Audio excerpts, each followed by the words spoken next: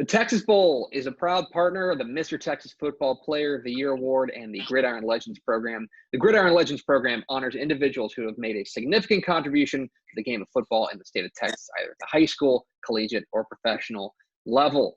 Bill Bradley, nicknamed Super Bill for his ability to seemingly play every position, quarterbacked Palestine High to the 1964 3A state championship. He played collegiately at the University of Texas, where he was a three-time letterman, moving from quarterback to defensive back, and was a team captain in 1968. Bill Bradley was drafted by the Philadelphia Eagles in 1969, was a three-year All-Pro selection before retiring in 1977. Bradley is a member of the Texas High School Football Hall of Fame, the University of Texas Hall of Fame, the Philadelphia Eagles Hall of Fame, and the Texas Sports Hall of Fame. Mr. Bradley, really appreciate your time today. Thank you so much. I appreciate it. You don't know how much, and I'm sorry to be so computer illiterate. Well, I'm glad we were able to connect so we could talk a little bit about, this is the year that celebrates 100 years of UIL, Texas high school football, and you obviously played your part in that history, helping that 64 Palestine team to the 3A state championship. From your perspective, what makes Texas high school football so special? And what do you remember most about that state championship run? Oh, gosh. Well, we all still get together once a year. Mm-hmm. And the number one thing is we meet at somebody's ranch, farm, patio, whatever. And we all wear our high school state championship medals. They didn't give out anything but medals. So we wear that. And the stories get better and better and better every time we get together. But we do that wherever it is. We throw our keys in the bucket, which is a good thing to do for you young guys out there listening. And we have the captains of the team or a couple of teammates, and what they have to do when we get done with our reunion, they get to take us home. Because usually we're bouncing off the walls.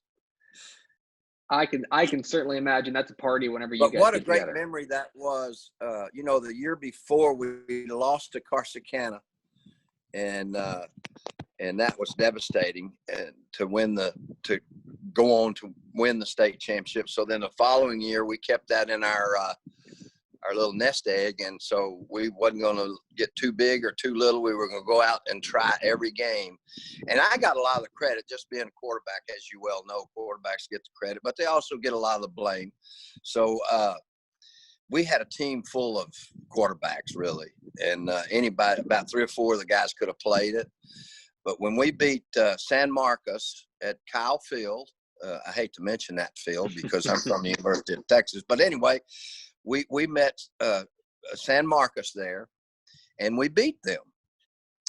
But to get there was a big trip the whole way, and that would take 2 or 3 days to explain. But we did go there, and we played at Kyle Field, and we won the state championship. And it just created so many memories, and it catapulted me into professional football, or into college, and then professional football. So as I played high school football, we had to do different sports to have a venue, for everybody. But some of us played all 4 sports, and most of us on the state championship team played at least 3, maybe 4 of those sports. So we had a well-rounded team and a great team. And like I said, man, that's something I will always take to my grave.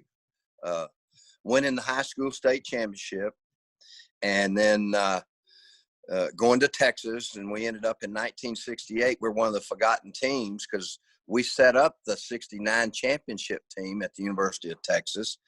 And there's a lot of events that happened during that time. And so we finished 9-1-1. We started off 0-1-1 when I got demoted from quarterback. Coach Royal demoted me to 15 wide receiver. But the glue that held me together was I was voted the captain of the team. And when I got demoted, I had to show the team that my best friend who took my spot, James Street, was to be the leader now. And so I was captain, and I became leader of the team for the way I bounced back. And there's a really good additional story to that. When I got demoted, I left Coach Royal's office when he said, "Bill, we're going to make some changes around here, and we're going to start with you." Now, mind you, I had started for 2 years and 2 games, and we went 0-1-1 in there, and we invented the wishbone. So there had to be some changes made, and Coach Royal did start with me, and I lined up at 15 wide receiver for about 4 weeks. But the glue that held me in there was I was the team leader, voted captain by my teammates, and I had to show them, what a leadership role would be like, even when the things go against you. So I called home and talked to my dad, and his nickname was Cephas, and my mom, and I said, I think my life's over with here now after I left Coach Royal's room. And he said, we're going to make some changes. We're going to start with you now. You want to keep your scholarship, come on back out to practice today, and we'll try to find a spot for you. So I lined up at fourth or fifth team wide receiver. And I became leader of the team by doing that. And I told my dad I was going to hitchhike home, and I think my life's over with here. And a long, long silence. And my dad was a hard-drinking railroad man and a baseball coach. So I said, Cephas, are you still there? He said, excuse my language, but this is quoting him. He said, hell, you are. He said, the Bradleys don't quit. He said, you go back out there today at the first practice and you show everybody that you're what you're made of. And so I did do that, and I ended up playing defensive cornerback, but I still punted, I kicked off, I held, and I returned punts, even drop kicked an extra point that year, to be honest with you. So everything else just started falling into place. But punting was my main situation in football. And I started as a punter there, so I was still a punter. And then I ended up at safety. And then so by punting, I ended up at safety. I threw 4 interceptions the year before A&M beat us. And I know I'm bouncing around, but I'm trying to give you a short story. So they beat us, and the next year I was demoted and ended up playing right cornerback. They called us halfbacks back then. And so Ed Hargett had thrown 125 passes without an interception, and they were in the I sprint out system, and I knew after his second step what he was going to do. So that particular game, we had to beat A&M to win the Southwest Conference title to go to the Cotton Bowl. So in that game, Gene Stallings had talked to Ed before that game, and I found this out from Ed many years later. And he said, yeah, that Bradley's new at halfback over there, which is a cornerback. And he said, let's pick on him all day. Well, after the 4th interception that I got in that game, he went over to Gene Stallings and he said, hey, Coach, there was still some time left. He said, do you think we ought to pick on that Bradley over there anymore? So the rest is history. The draft came along, and I got drafted in the 3rd round by the Philadelphia Eagles as a punter/player. And so I went and punted, and then ended up playing safety. And that's when I really blossomed, because I had played safety in high school and played cornerback the last 4 or 5 games of my senior year at Texas. So I knew a little bit about it, and I was a film studier and this and that and the other. So when I got those interceptions against A&M, I catapulted into the NFL as a 3rd round draft choice as a punter. They traded Joe Scarpati and inserted me as a safety. And we were playing the Dallas Cowboys, by the way. They still suck. But we were playing them in my first game where they were beating us so bad. We all wanted to be just like them, even though, we were enemies. Philly and Dallas are big-time enemies. So I asked the coach, they were way ahead of us, to put some of us rookies in at the end of the game to save the veterans, because it was out of hand. There was no way we were going to win the game. So he said, oh, just get in there. Well, the first play from the line of scrimmage, they had a new linebacker they'd traded for named Mike Ditka. Roger Staubach was in the game, their 3rd team quarterback. He had just gotten back from the Navy. So my first play from the line of scrimmage in the NFL, we were blitzing them. The free safety had to come over and cover the tight end, which was Ditka. He saw me, straightened up. Staubach threw to a quick look in, and I ran to that spot, caught it, took it back 56 yards for a touchdown. My only first play from the line of scrimmage. And that's a great memory. So after that, I ended up leading the league in interceptions 2 years in a row, the first person in the history of the National Football League to do that. So I was off and running. But I still punted. And I've always punted or held or returned. And that's been my life. And so right now, I have to give credit to Coach Royal for demoting me and put me in as a right halfback. And I've always given credit to him. He saw things in me that I think kept me alive. And so it happened. And so then I went on and made my mark in the NFL, but it all started with a state high school championship football medal from 1964 with the Palestine High School Fighting Wildcats. And So my life is just, I'm sorry to interrupt. My life has just been amazing, and it just fell into place, but it all still came with being on time, being a leader back then, and then ending up being a leader for the Eagles, even though we didn't have very many winning seasons at that point in time. We were laying some groundwork to be better, and I just give all of the credit back to the state of Texas high school football, and I loved it. So then tell me a little bit about what it means to you to stay connected to Texas high school football through the Gridiron Legends program, and what it means to be involved with what is really a prestigious group of those Texas football icons that they brought together. Well, it was really neat because the guy that owned the Texas Football Magazine, right? You remember his name, don't you? Yeah, I'm familiar with Mr. Campbell. So he and I became great friends from that. He actually catapulted me into the limelight in high school football with the season that we had. And so everything always falls back to my high school days and hard work.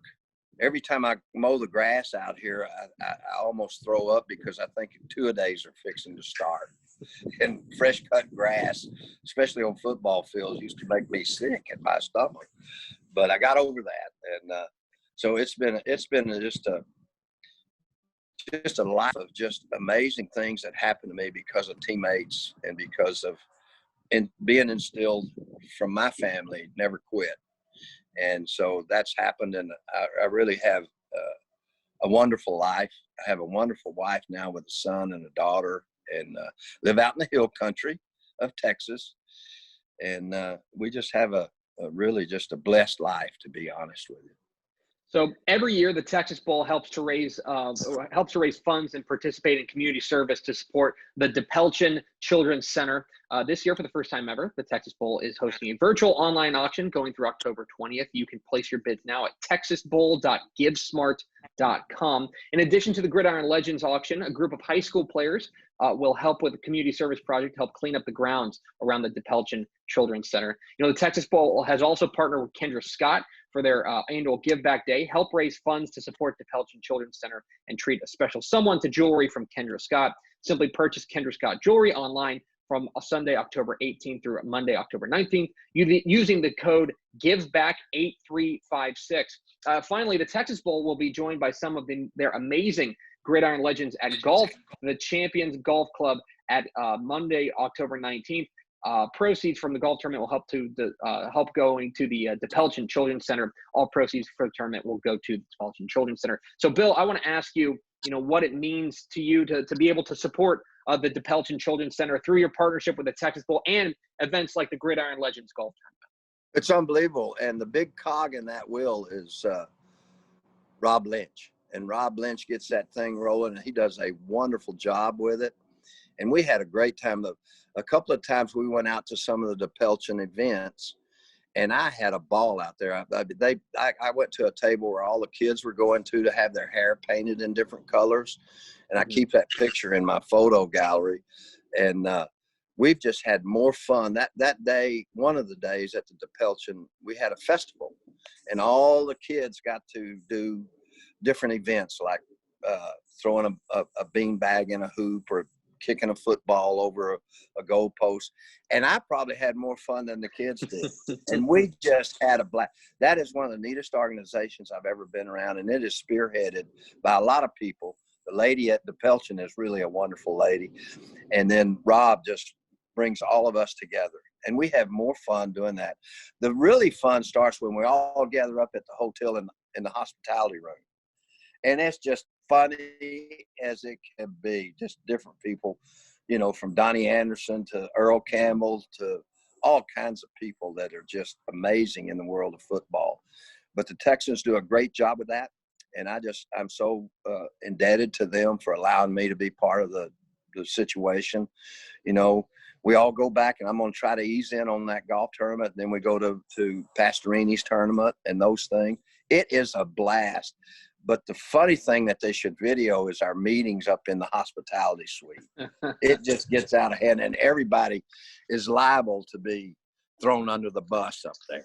I can certainly imagine. And it's a blast, man. You got to make one of them. And bring Jasmine with you while you're at it. I will. He's Super Bill Bradley. He's a Texas high school football. Now, my close friends call me Stupid Bill, okay? As you can understand that by what we just went through to get on this Zoom. Mr. Bradley, really appreciate your time. It's great, as always, to talk to you, and take care of yourself. Hey, thank you so much, and let's go Texans. Let's turn it around. I think Romeo has it on the right track right now, and let's just see if we can pull through and have a good winning season.